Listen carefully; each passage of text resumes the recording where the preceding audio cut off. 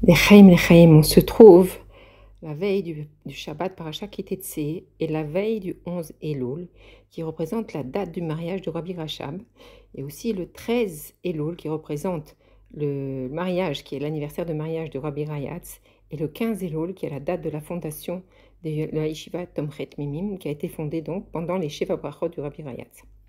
Le Rav Ginsburg a développé dans son cours toute une partie sur l'importance de la yeshiva Tomchet Mimim, pourquoi le Rabbi Rachab a décidé de fonder cette yeshiva et quel est le plus. Mais c'est une partie tellement importante et tellement fondamentale, avec tellement de révélations, que je préfère vous en parler à part Bezrat Hashem, le jour du 15 Elul, Bezrat Hashem, peut-être mardi soir, on fera une Idvadout et on redira toutes ces paroles extraordinaires. Mais pour comprendre, pour résumer en un point, cette yeshiva, elle a été créée justement pour préparer le monde à la venue de Mashiach. Et cette yeshiva, elle a pour but de faire des tmimim, comme le pasuk nous dit Torah Hashem Tmimi.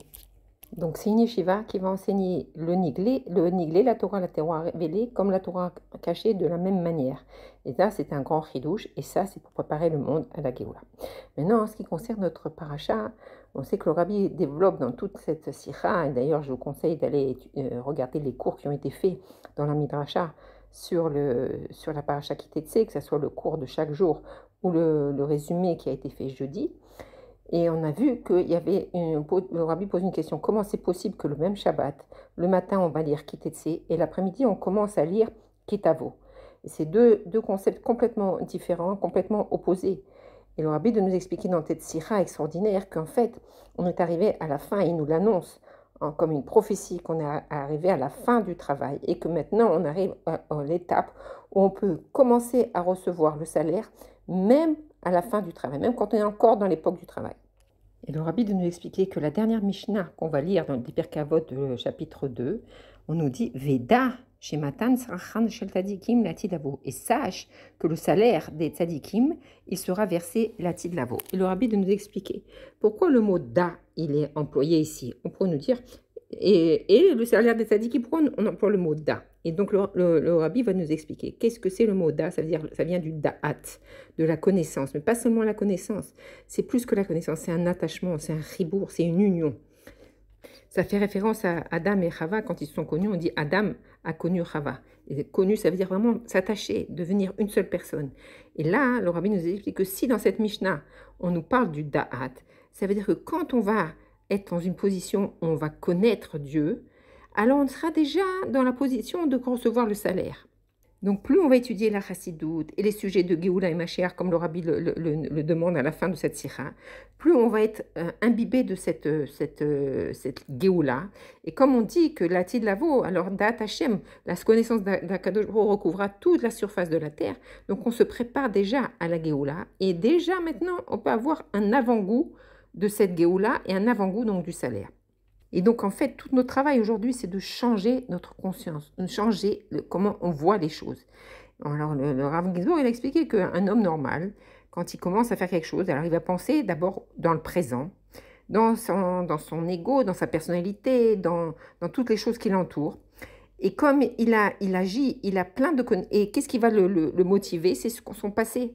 Son passé va imbiber son présent, c'est-à-dire tous les événements qu'il a eus, que ce soit des événements positifs ou des événements négatifs, les traumatismes qu'il a eus, tout ce qu'il a eu dans sa vie, ça va impacter son présent. Et à travers ce présent, il va essayer d'agir, mais alourdi par le passé. Et donc, on peut comprendre dans une situation comme ça, hein, alors le futur, il est dur parce qu'on a du mal à avancer avec un poids, un sac tellement gros sur le dos. Et donc, si quelqu'un, il a vu dans son passé que l'argent, il a étudié, il a vu que l'argent, c'est le but de la vie et que c'est quelque chose de fondamental, alors toute sa vie, il va l'utiliser à gagner de l'argent. Et ainsi de suite, quelqu'un qui pense que c'est l'étude de l'intelligence qui est la base de la vie, alors il va lui-même tout le temps étudier, il va demander à ses enfants d'étudier parce qu'il pense que c'est la chose la plus importante. Donc, quand on veut la Géoula, alors, c'est sur ce point-là qu'on doit travailler. On doit étudier la Géoula. Et quand on va étudier les sujets de la Géoula, là, on va changer notre manière de voir. Et donc, pour changer cette conscience, le Rabbi nous dit qu'il faut, au lieu de partir du présent, on va partir sur le futur. On va s'imaginer comment on sera dans la Géoula, dans une situation parfaite, dans le Beth Amikdash, où il n'y aura plus de guerre, où il y aura de la paix absolue, plus de jalousie, que le roi Ratouma, c'est-à-dire le Yetzer Hara, il sera complètement aboli, Kadosh Baruch Hu, il va faire la shrita au Satan. On sera dans un moment où on pourra que profiter les uns des autres et profiter de cette lumière extraordinaire. Alors, on peut imaginer toutes ces choses-là, mais d'un autre côté, on va se dire, oui, mais je suis dans ma vie de tous les jours, je suis tellement loin de cette situation-là que ça peut arriver à me déprimer. Parce que je me dis, comment je peux arriver à une situation de Géoula? Je suis en perpé, je suis dans la boue de ma vie de tous les jours. Je sais que la Géoula, c'est quelque chose d'extraordinaire, mais comment je peux imaginer arriver à ce moment-là? Je suis trop loin. Alors là, le rabbi nous dit, rappelle-toi d'où tu viens. Rappelle-toi où est ta source. Puisque la paracha nous dit qui t'etsé, ça veut dire quand tu sortiras. Ça veut dire qu'on sort de cet endroit-là. La Neshama, elle sort de cet endroit. Et c'est quoi cet endroit? C'est l'endroit où on était seul avec Akadosh Baruch Hu, dans l'unité parfaite avec Akadosh Baruch Hu. Et donc on avait tout, on avait toutes les possibilités.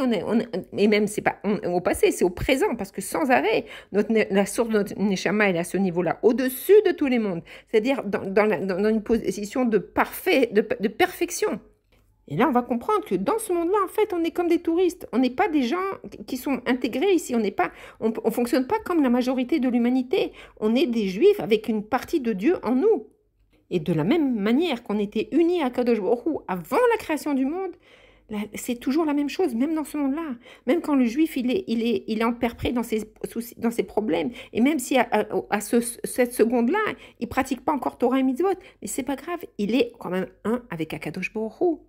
Et en fait, ce qui me fait penser que je ne suis pas capable de me projeter dans le futur, pas capable de faire quelque chose pour arriver dans la Géoula, c'est la Klippa. La Klippa qui se nourrit de notre doucha.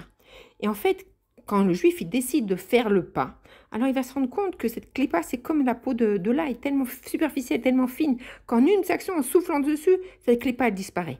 Et quand je vais prendre conscience de ça, je vais récupérer toutes ces forces qui viennent de ma neshama, de toute l'union avec Akadosh Baruch Hu.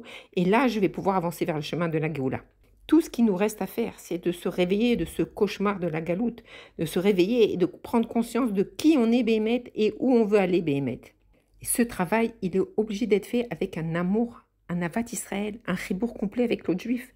Et que quand on va voir un juif, même s'il est loin, même s'il a des idées complètement contraires à moi, d'abord je dois l'enlacer et sentir ce chibour avec lui.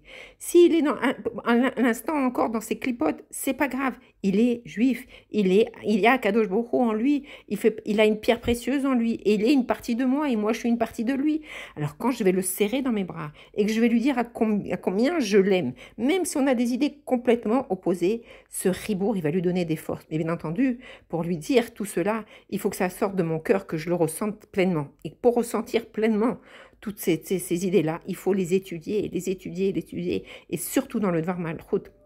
Et par cette étude-là, j'invite tout le monde à adhérer à Midrash Admatai, que ce soit sur notre chaîne YouTube ou dans notre groupe WhatsApp, pour étudier, et on voit à quel point l'étude, elle nous fait prendre conscience de qui on est et où on va, et on se rend compte qu'on est tellement proche de la Géoula. Et donc cette paracha, quand on la comprend avec l'explication du rabbi, on prend la force de tout, on revient à notre origine et on a la force d'aller vers le futur qui est la Géoula. Et de l'endroit où on est, alors on regarde la Klippa de haut et on dit mais cette Klippa c'est rien du tout, c'est comme la peau comme on l'a dit tout à l'heure, la peau de l'ail. Et de ça on récupère toutes les étincelles qui sont cachées et qui sont attrapées pour l'instant par la Klippa. Et même les otages Bezrat Hashem, par tout ce travail qu'on va faire, ce travail de récupérer les étincelles de Gdoucha, il va permettre la libération des otages. Aujourd'hui même, Bezrat Hashem, et on va tout ça, ça va se produire tout de suite, ici et tout de suite, avant même l'entrée de Shabbat. Et tout ça grâce à la force de l'union et de toujours voir le juif comme une partie de moi, comme un joyau qu'il y a dans ce monde-là, et qu'on ne fait pas partie de ce monde, on est bien au-dessus de ce monde. Et Bezrat Hashem, quand on va arriver à l'étude, tout ce qu'il a expliqué sur la Yeshiva à Tomchet Mimim, on va comprendre tout ce qu'on vient de dire maintenant d'une manière beaucoup plus profonde.